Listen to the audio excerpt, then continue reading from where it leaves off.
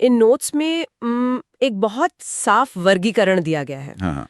Vitamin 2 तरह के होते हैं, एक जो फैट यानी वसा में घुलते हैं और दूसरे जो पानी में घुलते हैं। अच्छा, फैट सॉल्युबल और वाटर सॉल्युबल। हम्म तो इनमें फर्क क्या है?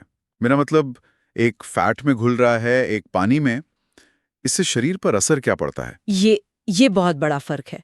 देखिए, जो फैट सॉल्युबल विटामिन है ए, डी, ई और के, वो हमारे शरीर के फैट टिश्यू और लिवर में स्टोर हो जाते हैं। स्टोर हो जाते हैं? हाँ, मतलब शरीर इनकी एक छोटी मोटी इन्वेंट्री बनाकर रखता है। लेकिन जो वाटर सॉल्युबल विटामिन है, जैसे विटामिन बी कॉम्प्लेक्स और विटामिन सी, वो शरीर में स्टोर नहीं होते। दिन भर में जितनी जरूरत होती है शरीर उतना इस्तेमाल करता है और बाकी को यूरिन के रास्ते बाहर निकाल देता है। एक मिनट, ये तो बड़ा अजीब डिजाइन लगता है। एक तरफ शरीर जरूरी विटामिन को, मतलब फैट सॉल्युबल वालों को, जमा कर रहा है, हाँ, और दूसरी तरफ दूसरे जरूरी विटामिन को, वाटर सॉल्युबल वालों को, रोज बाहर फेंक रहा है। इसका कोई खास फायदा है या ये बस शरीर की एक कमी है? नहीं नहीं, ये बहुत अच्छा सवाल है। असल में ये एक तरह का ट्रेड ऑफ है। Trade off? हाँ, फैट सॉल्युबल विटामिन अगर ज्यादा मात्रा में जमा हो जाएं, तो जहरीले भी हो सकते हैं, टॉक्सिक हो सकते हैं। अच्छा। इसलिए शरीर उन्हें कंट्रोल में रखता है।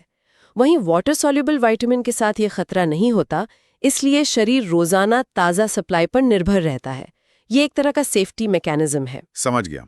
इसीलिए कहते हैं कि विटामिन सी और बी वाली चीजें रोज खानी चाहिए। बिल्कुल। और यहीं पर वो कीड़ा वाली ट्रिक काम आती है ना? हाँ, फैट सॉल्युबल विटामिन है के, ई, डी और ए।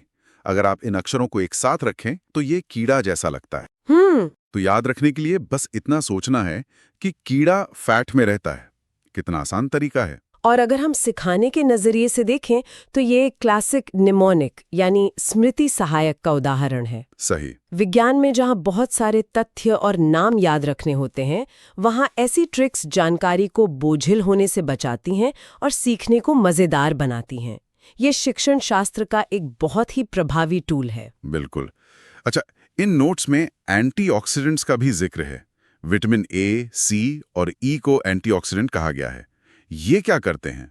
इसे हमारे किले वाली एनालॉजी से समझते हैं। मान लीजिए किले के अंदर कुछ दुश्मन हैं जिन्हें हम फ्री रेडिकल्स कहते हैं। ओके। ये अस्थिर अणु होते हैं जो हमारी स्वस्थ कोशिकाओं पर, यानी किले के सैनिकों और दीवारों पर हमला करके उन्हें कमजोर करते हैं। एंटीऑक्सीडेंट्स हमारे बॉडीगार्ड्स की तरह हैं। वे इन फ्री रेडिकल्स को खुद से जोड़कर बेअसर कर देती हैं, इससे पहले कि वे हमारी कोशिकाओं को कोई नुकसान पहुंचा पाएं। और मजे की बात यह है कि ये फ्री रेडिकल सिर्फ शरीर के अंदर नहीं बनते, बल्कि इन नोट्स के हिसाब से देखें तो बाहर की दुनिया भी इन्हें बढ़ाती है, जैसे प्रदूषण, तला हुआ खाना और यहाँ तक कि ज्यादा तनाव भी। बिल्कुल सही। तो एंटीऑक्सीडेंट से भरपूर खाना सिर्फ पोषण नहीं, बल्कि हमारी मॉडर्न लाइफस्टाइल के खिलाफ एक डिफेंस मैकेनिज्म भी हुआ। आपने बिल्कुल सही समझा। ये सिर्फ अंदरूनी मरम्मत नहीं, बल्कि बाहरी हमलों से बचाव भी है। तो फिर सवाल ये उठता है कि अगर ये सप्लाई, ये विटामिन हमें ठीक से ना मिले तो क्या होता है? जाहिर है किले की दीवारें कमजोर पड़ जाएंगी। एकदम। और इन नोट्स में कुछ सीधे कनेक्शन दिखाए गए हैं, जैसे विटामिन सी की कमी से स्कर्वी होता है। स्कर्वी? हाँ, जिसका क्लासिक लक्षण है मसूड़ों से खून आना। राइट। या फिर विटामिन डी, जो हड्डियों के लिए जरूरी है, उसकी कमी से बच्चों में रिकेट्स हो जाता है, जिसमें हड्डियां नरम और टेढ़ी हो जाती हैं। पर इसका ठीक ठीक मतलब क्या है? अनीमिया का सीधा मतलब है खून में हीमोग्लोबिन की कमी। हीमोग्लोबिन? हाँ, हीमोग्लोबिन हमारे रेड ब्लड सेल्स में मौजूद वो प्रोटीन है जो फेफड़ों से ऑक्सीजन उठाकर पूरे शरीर में पहुंचाता है। अच्छा। इसे किले की ऑक्सीजन सप्लाई लाइन समझिए। जब आयरन कम होता है तो हीमोग्लोबिन ठीक से नहीं बन पाता, सप्लाई लाइन बाधित हो जाती है, रुक जाती है। हाँ, और पूरे किले यानी शरीर में ऊर्जा की कमी महसूस होती है जी। इसीलिए अनीमिया में थकान और कमजोरी होती है। शरीर को अपना फ्यूल नहीं मिल रहा होता। बिल्कुल। और ये फ्यूल आता है हमारे खाने से। तो चलिए इस फ्यूल की प्रोसेसिंग यूनिट यानी हमारे पाचन तंत्र को ही समझते हैं। हाँ। ये यात्रा कहाँ से शुरू होती है? ये यात्रा शुरू होती है आहार नाल यानी एलिमेंट्री कैनाल से, जो मुंह से शुरू होकर एक लंबे घुमावदार रास्ते से गुजरती है। इसका काम है कॉम्प्लेक्स खाने को, जैसे रोटी या सब्जी को, इतने छोटे और सरल मॉलिक्यूल्स में तोड़ना कि हमारा खून उन्हें सोख सके। इन नोट्स में दिए गए डायग्राम को देखें तो इसमें कुछ बड़े खिलाड़ी नजर आते हैं। खाना पेट यानी आमाशय में जाता है, फिर लिवर है जो शरीर की सबसे बड़ी ग्रंथि है, और फिर आती है छोटी आंत। यहाँ एक फैक्ट लिखा है कि ये लगभग 20 फीट लंबी होती है। हाँ, ये सच है। एक मिनट, 20 फीट? ये हमारे शरीर के अंदर कैसे समा जाती है? ये तो अविश्वसनीय लगता है, लेकिन ये बहुत ही सघन रूप से कुंडलित मतलब कॉइल्ड होती है। ओके। और ये इतनी लंबी इसलिए है ताकि खाने को पोषक तत्व सोखने के लिए ज्यादा से ज्यादा समय और सतह मिल सके। ज्यादातर पोषक तत्वों का अवशोषण यहीं होता है। यहीं पे मुझे लगता है कि सिखाने का वो तरीका काम आता है जिसका जिक्र आगे नोट्स में है, प्रदर्शन विधि। हाँ, बिल्कुल। अब आप किसी छात्र को सिर्फ ये बताएं कि छोटी आंत 20 फीट लंबी है तो वो शायद यकीन न करे, लेकिन अगर आप उसे एक 20 फीट लंबी रस्सी दिखाकर समझाएं कि ये कैसे हमारे शरीर में फिट होती है, तो वो कॉन्सेप्ट हमेशा के लिए याद हो जाएगा। आपने बिल्कुल सही पॉइंट पकड़ा। मॉडल, चार्ट और ऐसे प्रदर्शन विज्ञान को अमूर्त से मूर्त बनाते हैं। ये देखकर सीखने का सबसे अच्छा उदाहरण है। अच्छा, पाचन की कहानी पोषक तत्वों को सोखने पर खत्म नहीं होती। किले में सप्लाई तो आ गई, लेकिन अब कचरा भी तो बाहर निकालना पड़ेगा। हाँ, वेस्ट मैनेजमेंट। तो उसके लिए क्या सिस्टम है? उसके लिए हमारे पास उत्सर्जन तंत्र यानी एक्सक्रीटरी सिस्टम है, और इसका सुपर हीरो है हमारी किडनियां यानी गुर्दे। किडनियां? ये हमारे खून के लिए एक हाईटेक वाटर प्योरीफायर की तरह काम करती हैं। ये लगातार खून को छानती हैं और उसमें से यूरिया जैसे जहरीले पदार्थ और अतिरिक्त पानी को अलग करके यूरिन बनाती हैं। और इन नोट्स में एक और टेक्निकल शब्द है, नेफ्रॉन। ये क्या है? नेफ्रॉन गुर्दे की सबसे छोटी फंक्शनल यूनिट है। हर किडनी में ऐसे लाखों छोटे छोटे फिल्टर लगे होते हैं।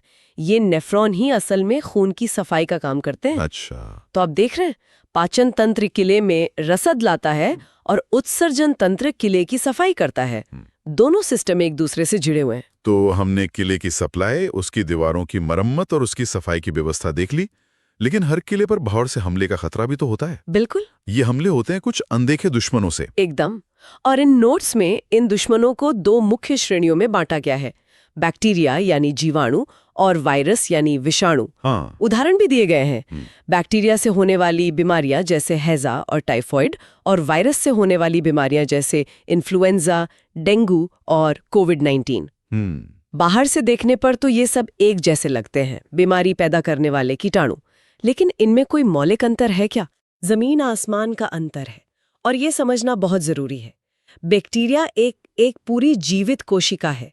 वो एक कोशिकाई जीव है जो अपने आप खा पी सकता है और अपनी संख्या बढ़ा सकता है। ओके। लेकिन वायरस, वो तो परजीवी है। उसे जिंदा रहने और अपनी संख्या बढ़ाने के लिए हमारे शरीर की कोशिकाओं की जरूरत होती है।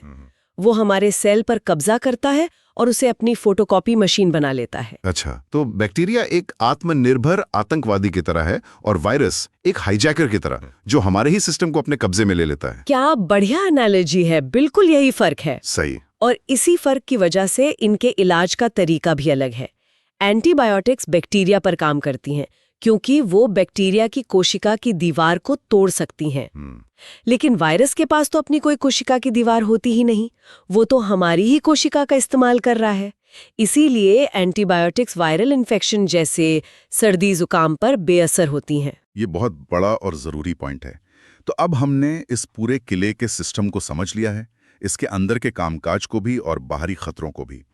अब उस सवाल पर आते हैं जो इन सभी नोट्स को एक साथ जोड़ता है कि सिखाएंगे कैसे। हाँ, आप इतनी जटिल जानकारी किसी को, खासकर एक छात्र को, सिखाएंगे कैसे? यहीं पर विज्ञान शिक्षण शास्त्र यानी साइंस पेडागोजी की असली भूमिका आती है। इन नोट्स में साफ लिखा है कि विज्ञान पढ़ाने का मकसद सिर्फ तथ्यों की लिस्ट थमाना नहीं है। सही। असली मकसद है बच्चों में एक वैज्ञानिक सोच और जिज्ञासा पैदा करना, उन्हें सवाल पूछना सिखाना, चीजों को सिर्फ मानना नहीं बल्कि उनकी जांच करना सिखाना। मतलब शिक्षक की भूमिका एक लेक्चरर की नहीं बल्कि एक गाइड की है जो करके सीखने को बढ़ावा दे। बिल्कुल, लर्निंग बाय डूइंग। और इसके लिए कई तरीके नोट्स में सुझाए गए हैं। हमने 2 की तो बात भी कर ली। मुश्किल चीजों को याद रखने के लिए निमोनिक्स जैसे केडा वाली ट्रिक, और जटिल अंगों को समझाने के लिए मॉडल और चार्ट का इस्तेमाल करना यानी प्रदर्शन विधि। इसमें एक और बहुत अच्छा आइडिया है, अनुभवजन्य अधिगम का, एक्सपीरियंशियल लर्निंग। हाँ, मतलब छात्रों से पूछना कि आज उन्होंने लंच में क्या खाया और फिर उसी खाने को विज्ञान से जोड़ना। जैसे, अच्छा आपने दाल खाई, उसमें प्रोटीन होता है जो आपकी मांसपेशियों को मजबूत बनाता है। या रोटी में कार्बोहाइड्रेट है जो आपको खेलने के लिए एनर्जी देते हैं। हाँ, ये तरीका विज्ञान को उनकी असल जिंदगी से जोड़ देता है। सही। वो किताब की बात नहीं रहती, उनके प्लेट की बात बन जाती है। इससे सीखना बहुत स्वाभाविक और यादगार हो जाता है। तो कुल मिलाकर अच्छा विज्ञान शिक्षण इन सभी तरीकों का एक मिश्रण है। हाँ, कहानी सुनाना, प्रदर्शन करना, असल जिंदगी से जोड़ना और याद रखने के लिए मजेदार ट्रिक्स का इस्तेमाल करना। तो आज की हमारी ये पूरी बातचीत एक सर्कल में पूरी हुई। हमने शरीर रूपी केले को समझा, विटामिन की सप्लाई लाइन से लेकर पाचन की प्रोसेसिंग यूनिट तक, और उत्सर्जन के वेस्ट मैनेजमेंट से लेकर बैक्टीरिया और वायरस जैसे बाहरी दुश्मनों तक। और साथ ही हमने ये भी देखा कि इस किले के नक्शे को प्रभावी ढंग से कैसे पढ़ाया जा सकता है। बिल्कुल। चलिए तो फिर शुरुआत करते हैं केमिस्ट्री के सबसे जाने पहचाने किरदारों से, अम्ल और क्षार, एसिड्स एंड बेसिस। हाँ। नोट्स में लिखा है कि इनकी सबसे पहली पहचान तो स्वाद से होती है। अम्ल खट्टे होते हैं जैसे नींबू, और क्षार कड़वे और छूने में साबुन जैसे। हाँ, ये तो इनकी पहली पहचान है, पर असली खेल तो मतलब मॉलिक्यूलर लेवल पर होता है। असल में जब कोई अम्ल पानी में घुलता है तो वो H+ आयन छोड़ता है, H+ आयन, और क्षार छोड़ता है OH- आयन, और यही आयन उनकी पूरी पहचान तय करते हैं। मुझे आज भी याद है, स्कूल में पहली बार जब लिटमस पेपर का रंग बदलते देखा था, नीले से लाल। हाँ, वो तो एक जादुई पल जैसा होता है। एकदम ऐसा लगा जैसे कोई जादू हो रहा हो, पर वो बस H+ आयन का कमाल था। हाँ, वो लिटमस टेस्ट तो हम सब ने किया है, लेकिन नोट्स में कुछ प्राकृतिक स्रोतों का जिक्र भी है जो हमारे कितने करीब हैं, जैसे सिरके में एसिटिक एसिड, दही में लैक्टिक एसिड, इमली में टार्टेरिक एसिड, और ये वाला तो कमाल है, चींटी के डंक में फॉर्मिक एसिड होता है। शायद इसीलिए इतनी जलन होती है। बिल्कुल। लेकिन दिलचस्प बात यह है कि हमें हर चीज को चक्कर देखने की जरूरत नहीं है। अच्छा। प्रकृति ने हमें कई सूचक मतलब इंडिकेटर्स दिए हैं। हल्दी इसका सबसे अच्छा उदाहरण है। आपने देखा होगा, अगर कपड़ों पर करी का दाग लग जाए, हाँ, और उस पे साबुन लगाओ तो वो दाग पीले से लाल भूरा हो जाता है। हाँ, ये तो लगभग हर किसी ने अनुभव किया है। मैं हमेशा सोचती थी कि ऐसा होता क्यों है। ये बस एक छोटा सा किचन केमिस्ट्री का जादू है। हल्दी सिर्फ मसाला नहीं बल्कि एक प्राकृतिक पीएच सूचक है। साबुन क्षारीय होता है, और जैसे ही हल्दी उसके संपर्क में आती है वो अपना रंग बदल लेती है। कमाल है, मतलब हमारे कपड़ों पर लगा दाग भी केमिस्ट्री का एक प्रयोग बन जाता है। बिल्कुल, ये हमें दिखाता है कि रसायन विज्ञान हर जगह है। अच्छा, ऑक्साइड्स पर आते हैं। यहाँ एक बड़ा सीधा सा नियम दिखता है ना। हाँ, एक जनरल रूल है कि जो मेटल ऑक्साइड्स हैं वो क्षारीय होते हैं। हाँ। और नॉन मेटल वाले अम्लीय। बिल्कुल, जैसे मैग्नीशियम एक धातु है तो उसका ऑक्साइड क्षारीय होगा, और सल्फर एक अधातु है तो उसका ऑक्साइड सल्फर डाइऑक्साइड अम्लीय होगा, जो एसिड रेन का कारण भी है। लेकिन विज्ञान में हमेशा एक लेकिन होता है, अपवाद तो होते ही हैं। बिल्कुल हैं, और वही तो इसे और दिलचस्प बनाते हैं। कुछ ऑक्साइड्स होते हैं जिन्हें उभयधर्मी या एम्फोटेरिक कहते हैं। एम्फोटेरिक? हाँ, एल्यूमिनियम ऑक्साइड और जिंक ऑक्साइड इसके क्लासिक उदाहरण हैं। ये ऑक्साइड्स गिरगिट की तरह होते हैं, अम्ल के सामने क्षार बन जाते हैं और क्षार के सामने अम्ल। अच्छा, मतलब ये केमिकली बाइलिंगुअल हैं, दोनों भाषाएं बोलना जानते हैं। हाँ, एक तरह से कह सकते हैं। और ये सारी चीजें आखिरकार रासायनिक अभिक्रियाओं में एक साथ आती हैं, जैसे संयोजन अभिक्रिया, जहां दो चीजें मिलकर एक बन जाती हैं। हाँ, जैसे मैग्नीशियम का जलना, और एक और बहुत जरूरी अभिक्रिया है उदासीनीकरण, न्यूट्रलाइजेशन। ये तो अम्ल और क्षार के बीच का शांति समझौता लगता है। एकदम सही कहा। जब अम्ल और क्षार मिलते हैं तो वो एक दूसरे के असर को खत्म कर देते हैं और बनाते हैं लवण और पानी, और इस प्रोसेस में अक्सर गर्मी निकलती है। अच्छा, तो ये एक ऊष्माक्षेपी मतलब एक्सोथर्मिक अभिक्रिया है। बिल्कुल। रसायन विज्ञान की बात चल ही रही है तो सबसे जटिल केमिकल फैक्ट्री तो हमारे शरीर के अंदर ही है, हमारा पाचन तंत्र। सही कहा, वो तो एक अद्भुत असेंबली लाइन है। सफर मुंह से ही शुरू हो जाता है। हमारी लार में जो एंजाइम होता है वो स्टार्च को तोड़ना शुरू कर देता है। मतलब कार्बोहाइड्रेट का पाचन मुंह में ही शुरू हो जाता है। हाँ, फिर खाना पेट में पहुंचता है, जहां माहौल काफी एसिडिक होता है, हाइड्रोक्लोरिक एसिड की वजह से। और ये HCl बहुत शक्तिशाली होता है ना? बहुत ज्यादा। इसका काम प्रोटीन पचाने वाले एंजाइम को एक्टिवेट करना और बैक्टीरिया को मारना है। लेकिन पेट खुद इससे बचा रहता है क्योंकि उसकी दीवारों पर म्यूकस की एक मोटी परत होती है, एक तरह की शील्ड। हाँ, एक प्रोटेक्टिव शील्ड। और इस पूरी कहानी में लिवर का क्या रोल है? लिवर बनाता है पित्त रस यानी बाइल जूस, जो फैट पर काम करता है। आप इसे फैट के लिए एक डिटर्जेंट समझ सकते हैं। अच्छा। ये फैट के बड़े गोलों को छोटे छोटे टुकड़ों में तोड़ देता है और पाचन का असली काम छोटी आंत में पूरा होता है। बड़ी आंत तो बस बचा हुआ पानी सोखती है। तो एक बार पोषक तत्व खून में आ गए तो उन्हें पूरे शरीर में पहुंचाने का काम हमारे सर्कुलेटरी सिस्टम का है, दिल और खून की नसें। धमनियां खून को दिल से दूर ले जाती हैं और शिराएं वापस दिल तक लाती हैं। ये तो सीधा लगता है। लगता तो सीधा है, पर यहाँ एक ऐसा अपवाद है जो अक्सर कंफ्यूज करता है। हम मानते हैं कि धमनियों में शुद्ध ऑक्सीजन वाला खून होता है। हाँ। लेकिन फुफ्फुस धमनी यानी पल्मोनरी आर्टरी एकमात्र ऐसी धमनी है जो दिल से अशुद्ध खून फेफड़ों तक ले जाती है। अच्छा। और ठीक इसका उल्टा, फुफ्फुस शिरा पल्मोनरी वेन एकमात्र ऐसी शिरा है जो फेफड़ों से शुद्ध खून वापस दिल तक लाती है। ये शरीर की प्लम्बिंग का एक जीनियस डिजाइन है। बिल्कुल। इंसानों की तरह पौधों में भी तो एक ट्रांसपोर्ट सिस्टम होता है। नोड्स में जाइलम और फ्लोएम का जिक्र है। हाँ, और इसे समझने का एक आसान तरीका है। जाइलम को आप बिल्डिंग का पानी का पाइप समझिए, जो पानी हमेशा नीचे से ऊपर ही ले जाता है। मतलब ये एक वन वे स्ट्रीट है। एकदम। और फ्लोएम उस बिल्डिंग का डिलीवरी वाला है, जो लिफ्ट से कहीं भी जा सकता है, ऊपर भी नीचे भी, जहां भी खाने की डिलीवरी करनी हो। ये तो बहुत अच्छा उदाहरण है। अब जीव विज्ञान के आखिर में मानव जनन की बात करते हैं। निषेचन यानी फर्टिलाइजेशन डिंब वाहिनी में होता है। बिल्कुल। फर्टिलाइजेशन के बाद जो जाइगोट बनता है वो धीरे धीरे भ्रूण बन जाता है और गर्भाशय में स्थापित हो जाता है। और इसी प्राकृतिक प्रक्रिया को जब हम लैब में दोहराते हैं तो उसे IVF कहते हैं। हाँ, इन विट्रो फर्टिलाइजेशन। इसमें निषेचन शरीर के बाहर होता है, लेकिन भ्रूण को विकसित होने के लिए वापस गर्भाशय में ही रखा जाता है। तो अब अणुओं से लेकर जीवन की मशीनरी तक देखने के बाद उन भौतिक नियमों की बात करते हैं जो इस पूरी दुनिया को एक फ्रेमवर्क देते हैं। शुरुआत करते हैं प्रकाश और दर्पण से। हम रोज सुबह समतल दर्पण देखते हैं, प्रतिबिंब सीधा बनता है, समान आकार का बनता है, लेकिन एक दिलचस्प चीज होती है पार्श्व परिवर्तन, लैटरल इन्वर्जन। हमारा दायां हाथ शीशे में बायां दिखता है। बिल्कुल। इसीलिए एम्बुलेंस पर एम्बुलेंस उल्टा लिखा होता है, ताकि आगे वाली गाड़ी के शीशे में वो सीधा दिखे। और फिर आते हैं घुमावदार दर्पण, अवतल और उत्तल। इसमें हमेशा थोड़ा कंफ्यूजन रहता है। इसे आसान बनाते हैं। अवतल दर्पण यानी कॉनकेव मिरर एक गुफा, एक केव की तरह अंदर की ओर धंसा होता है। अच्छा। इसका काम है प्रकाश को एक जगह इकट्ठा करना, कन्वर्ज करना। इसीलिए डेंटिस्ट इसका इस्तेमाल करते हैं दांत को बड़ा देखने के लिए। और गाड़ियों की हेडलाइट्स में भी यही होता है, ताकि रोशनी फोकस हो सके। एकदम। और उत्तल दर्पण कॉन्वेक्स मिरर इसका ठीक उल्टा है।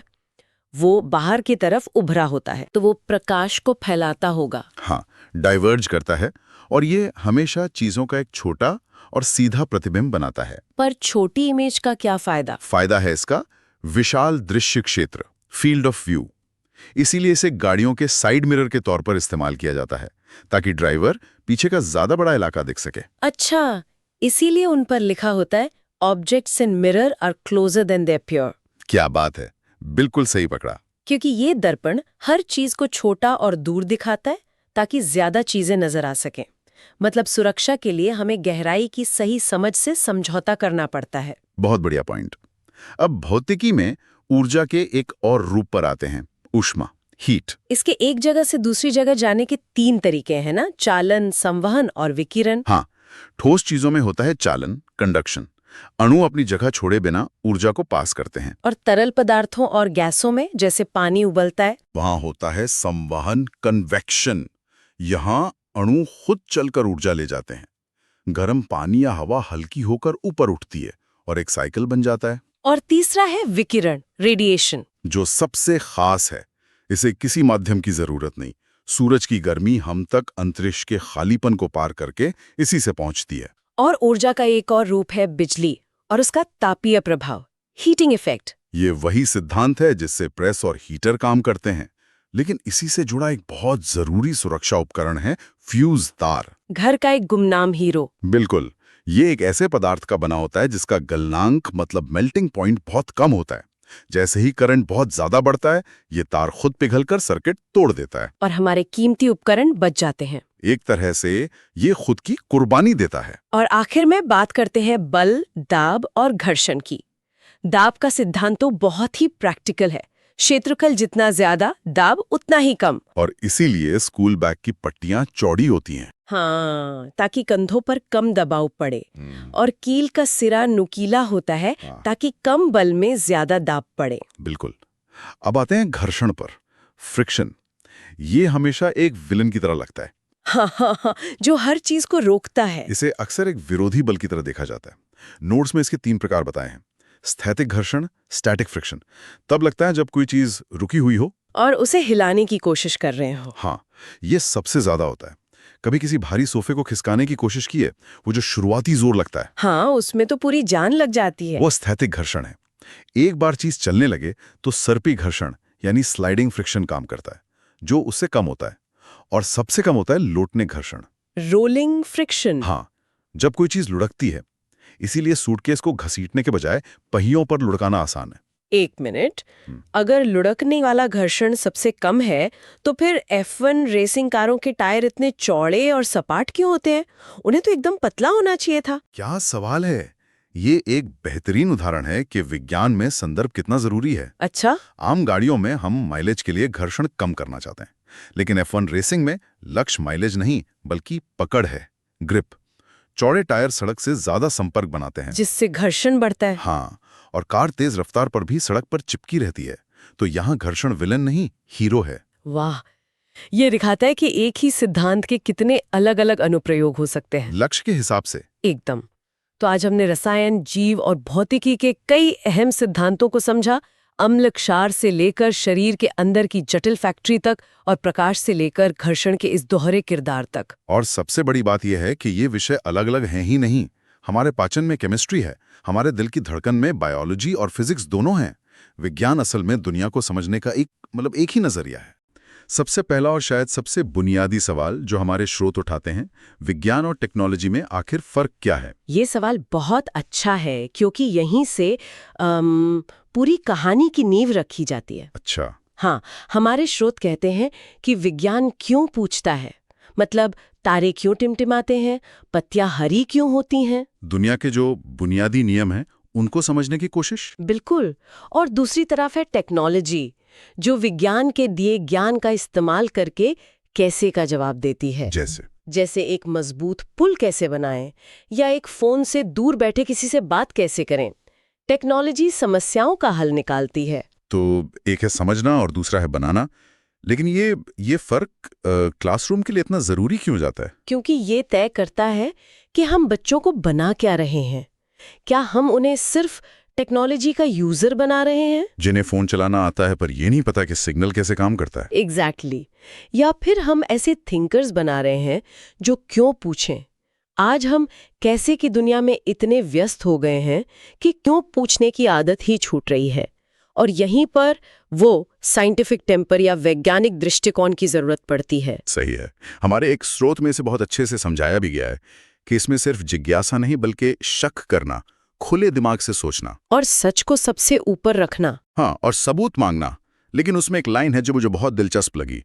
वो कहती हैं, शिक्षक का काम जानकारी देना नहीं बल्कि बच्चों में इस दृष्टिकोण को जगाना है। ये सुनने में बहुत अच्छा लगता है ना? हाँ, पर इसका असल में क्या मतलब है? इसका मतलब है कि टीचर की भूमिका पूरी तरह बदल जाती है। वो अब वो ज्ञान का फव्वारा नहीं है जो बस ज्ञान बांट रहा है। तो फिर क्या है? वो एक माली की तरह है जो बीज नहीं बोता बल्कि ऐसी मिट्टी और ऐसा माहौल तैयार करता है जिसमें बीज खुद पनप सकें। एक ऐसा क्लासरूम जहां सवाल पूछने पर शाबाशी मिले, डांट नहीं। बिल्कुल, जहां टीचर भी कह सके, अरे ये तो मैंने भी नहीं सोचा था, चलो इसका जवाब साथ में ढूंढते हैं। ये एक बहुत बड़ा बदलाव है। तो ये जो सोच है, ये हमारी बड़ी राष्ट्रीय नीतियों में कैसे दिखती है? हमारे पास NCF 2005 और नई शिक्षा नीति NEP 2020 दोनों पर स्रोत हैं। हाँ, NCF 2005 ने तो एक तरह से क्रांति ही कर दी थी। उसने कहा था कि ज्ञान को स्कूल की चारदीवारी से बाहर की जिंदगी से जोड़ो, रट्टा मारने से बच्चों को आजादी दो और पूरी शिक्षा को चाइल्ड सेंट्रिक बनाओ। तो NCF ने एक दिशा दी, NEP 2020 से आगे कैसे बढ़ाती है? कह सकते हैं कि जो दरवाजा NCF ने खोला था, NEP उस दरवाजे से चलकर क्लासरूम के अंदर तक पहुंचने की कोशिश करती है। अच्छा। NEP का जो 5+3+3+4 का ढांचा है, वो सिर्फ क्लास का बंटवारा नहीं है, वो इस बात पर जोर देता है कि बच्चों को करके सीखने का मौका मिले, लर्निंग बाय डूइंग। और वो विज्ञान को दूसरे विषयों से जोड़ने की भी बात करती है ना? बिल्कुल।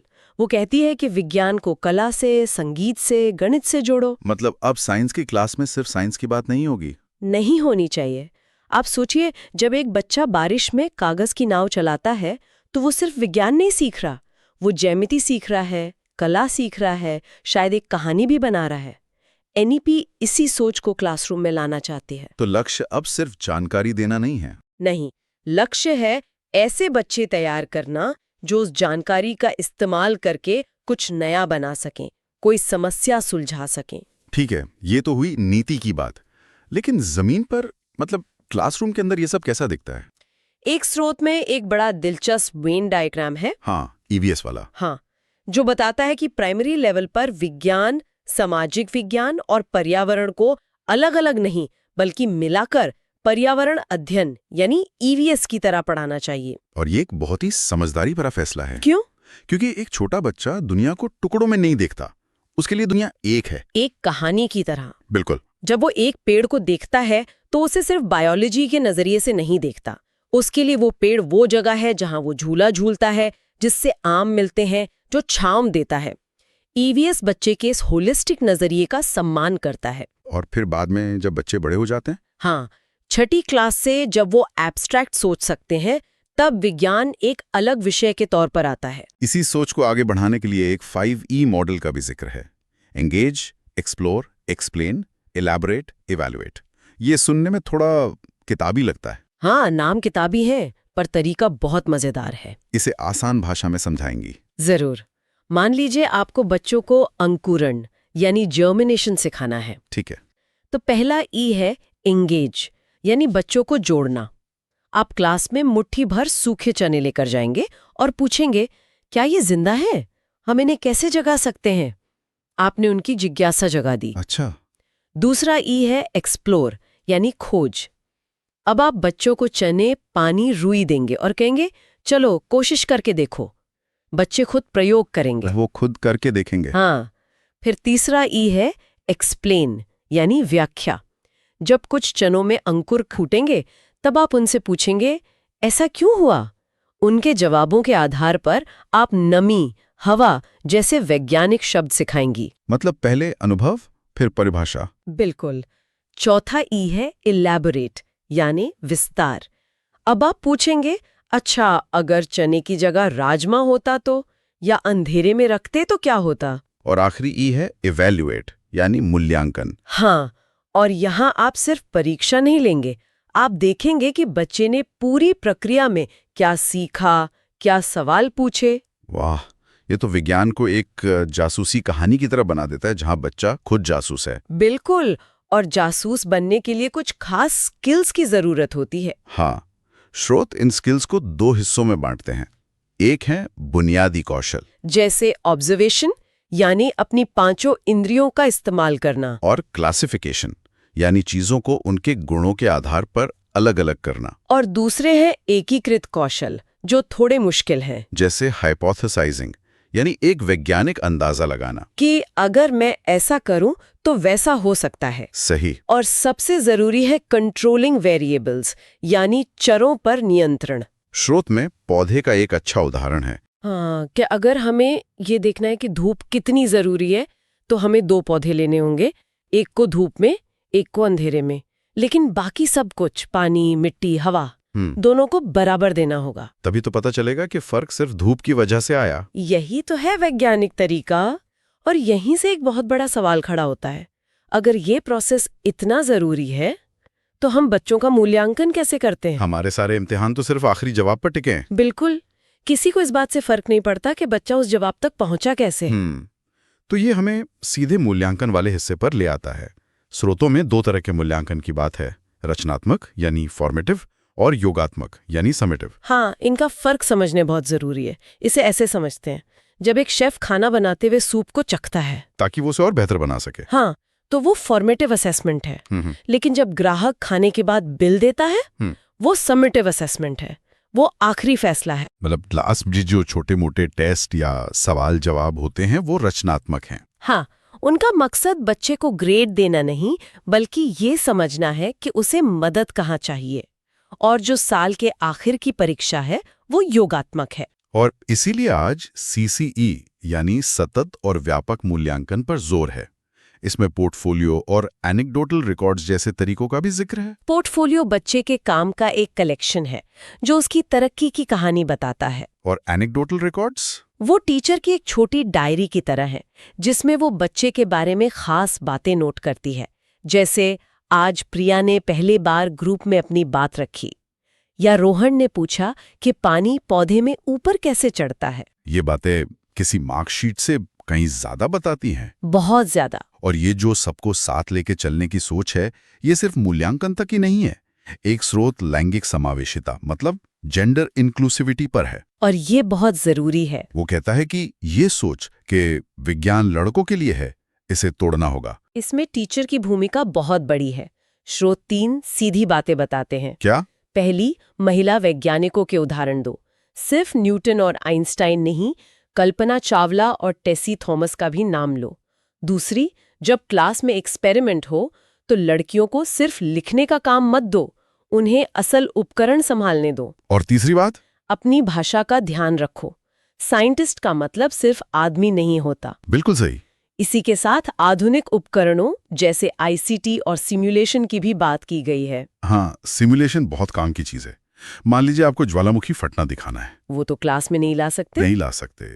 तो आप कंप्यूटर सिमुलेशन का इस्तेमाल कर सकते हैं। या अगर कोई प्रक्रिया बहुत धीमी है, जैसे लोहे में जंग लगना, तो सिमुलेशन उसे तेजी से दिखा सकता है। लेकिन स्रोत एक चेतावनी भी देता है। हाँ, कि टेक्नोलॉजी टीचर की जगह नहीं ले सकती। वो सिर्फ एक टूल है, एक सहायक है। सीखने का असली काम तो चर्चा से ही होगा। बिल्कुल। चलिए, अब आखिर में उस हिस्से पर आते हैं जो सीधे सीधे परीक्षा की तैयारी से जुड़ा है। इसमें सवालों को हल करने की एक रणनीति दी गई है। असल में ये उन सारी बातों का निचोड़ है जिन पर हमने अभी बात की है। जैसे जवाबों में सक्रिय भागीदारी, खोजबीन करके सीखना जैसे पॉजिटिव शब्द ढूंढो। और रट्टा, केवल अनुशासन, सिर्फ पाठ्यपुस्तक जैसे नेगेटिव शब्दों वाले विकल्पों को तुरंत हटा दो। और बच्चे को हमेशा केंद्र में रखो। हाँ। इसमें एक गोल्डन रूल का भी जिक्र है। बच्चा कभी गलत नहीं होता, व्यवस्था यानी सिस्टम गलत हो सकती है। ये सुनने में थोड़ा अजीब लगता है। हाँ, ये एक बहुत गहरा विचार है। क्या इसका मतलब ये है कि बच्चे को उसकी गलतियों के लिए जिम्मेदार न ठहराएं? नहीं, इसका मतलब वो नहीं है। इसका मतलब ये है कि अगर एक बच्चा कुछ सीख नहीं पा रहा है तो पहली नजर में समस्या बच्चे में नहीं बल्कि सिखाने के तरीके में ढूंढनी चाहिए। अच्छा, हो सकता है उसे आपकी भाषा समझ ना आ रही हो सकता है वो किसी डर की वजह से चुप हो, या हो सकता है आपका पढ़ाने का तरीका उसके सीखने के तरीके से मेल ना खाता हो। ये नियम टीचर को आईना दिखाता है। ये शक्ति के समीकरण को पलट देता है। बिल्कुल। ये कहता है कि सिस्टम को बच्चे के लिए बदलना होगा, बच्चे को सिस्टम के लिए नहीं। तो अगर हम इस पूरी चर्चा को समेटें तो इन सब में एक ही धागा है जो सबको जोड़ता है ना? बिल्कुल। वो धागा ये है कि विज्ञान तथ्यों की एक लिस्ट नहीं है, बल्कि ये सोचने और दुनिया को देखने का एक तरीका है। हाँ, एक नजरिया है। हमारा लक्ष्य चलते फिरते एनसाइक्लोपीडिया बनाना नहीं है। हमारा लक्ष्य ऐसे इंसान तैयार करना है जो जिज्ञासु हों, जो सवाल पूछ सकें, जो सबूतों के आधार पर फैसले लें।